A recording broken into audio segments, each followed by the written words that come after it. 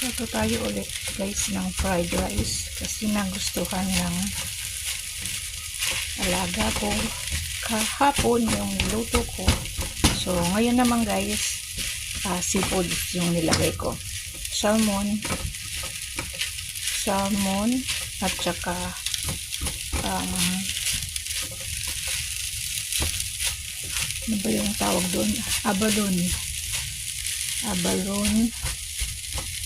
salmon abalone, tas egg, celery, carrots, and Chinese cabbage. Yan, luto tayo ulit ng fried rice. This time seafoods naman guys. Yan natin.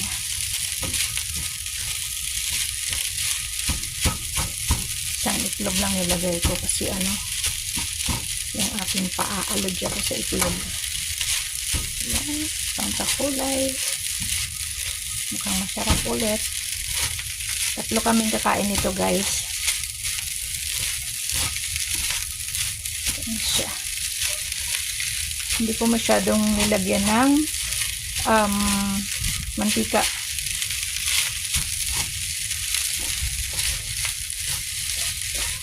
Ang hirap mag-video ng nagluluto ka. Halo-haloin lang natin. Hanggang sa dry naman na siya.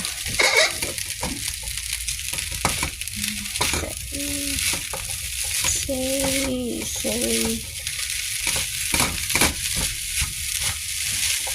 Lagyan ko din ng dried shrimp. Yung maliliit.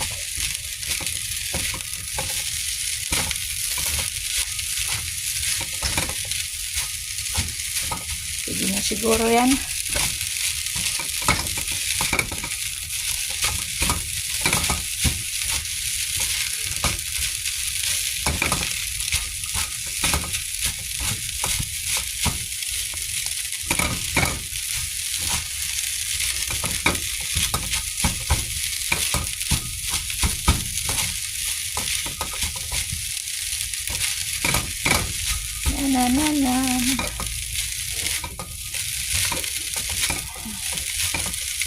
Okay na.